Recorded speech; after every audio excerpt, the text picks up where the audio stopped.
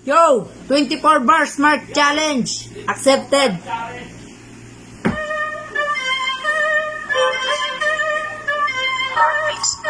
Hey mga par, kamusta kayo dyan?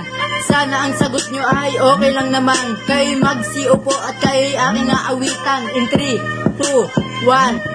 Pagpasok ng taon, ang dami na agad problema. Andyan ang pagputok ng bulkan at iba pa. Pagsapit ng Marso, COVID mas lalong lumala. Kailangang mag-isip kung paano to mapupuksa. Pero kahit ganun, huwag kayong mag-alala. Makinig na lang ng radyo o manood ng balita. Pero syempre, dapat makinig sa paalala. Katulad na magugas ng kamay at iba pa. Huwag lumabas ng bahay kung hindi kinakailangan. Isuot ang face mask para maproteksyonan. Kahit na mahirap ang kalaban, nandyan ang frontliners para tayo gabayan. Diyan lang sa bayat, huwag na lumabas para tayong lahat ay maging ligtas. Huwag na makulit at manatili lang sa bahay para tayong lahat ay humaba pa ang buhay. Huwag na mag-alala, kayang-kaya natin yan. Ito'y pagsubok lang ni Lord na kayang-kayang lampasan. Kaya sama-sama tayong lahat na magdasal upang tayo gabayan ng Panginoong may kapal. Break it down. 24 bar smart challenge accepted. Shout out Patrick Tunay. Let's go.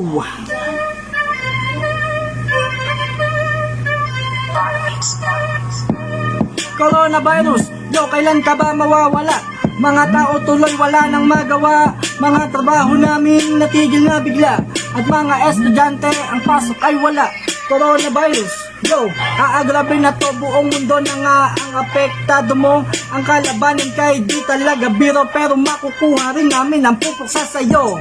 Ito ang dapat tandaan, tayo'y sumunod sa kinauukulan. Magugas ng kamay, huwag natin kalimutan at huwag nang lumabas kung di na kinakailangan. Mga plano ayan, hindi ko magawa dahil sa quarantine na to, sa bahay lang nakahiga. Pati tuloy katamaran lalong lumalala. Matapos lang ito, ako uli magtsatsaga. Kaya challenge na ito, kahit di bihasa, tinanggap ko at papatulan ko ito.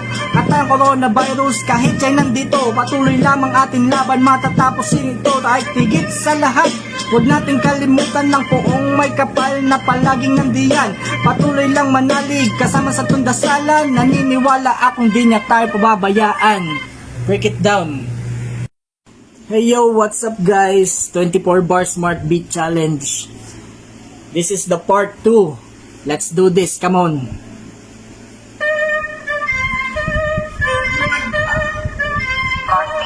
Pagmamahal, biglang pumasok sa isipan. Habang sinusulat ito'y ako'y pinagpawisan.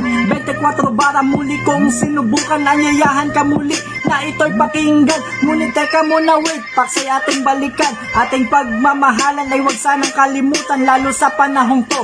COVID iniiwasan, pagmamahalan ng pamilya ay ating pagtibayan. When I say I miss you, please don't say anything, cause after all of this, I will do everything. Teka muna, wait, huwag ka munang kiligin. Ang COVID na ito'y atin munang alisin. Kamusta ka na ba? I hope you're okay. Sa mga tagubilin, please don't disobey. Kasi kasama sa aking prayers everyday. Sana'y para kang Yakult everyday. Okay kaya, hoy kababayan, sarili ay ingatan. Priority natin ngayon ang ating kaligtasan. Invisible na virus, mahirap yung kalaban. Araw-araw magdasal, matatapos din iyan. Pero bago ko tapusin itong bersikulo, gusto ko lamang sabihin dito ang totoo. Bahala na ikaw kung papaniwalaan mo. I love you, I miss you, now you know it's true. Break it down, yo. Yo, 24 Mark Beat Challenge, fight COVID, let's go!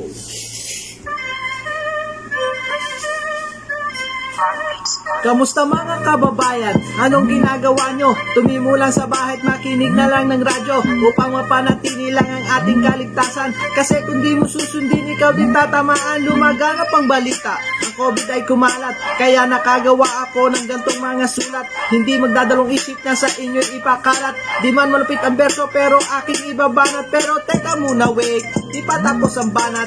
Apat na istansya pa ang aking isusulat para lang makabuo ng 24 bara na kung iisipin talagang nakakaloka. So stay home, keep safe, ika nga nila, cause the COVID-19 malakas sa pwersa.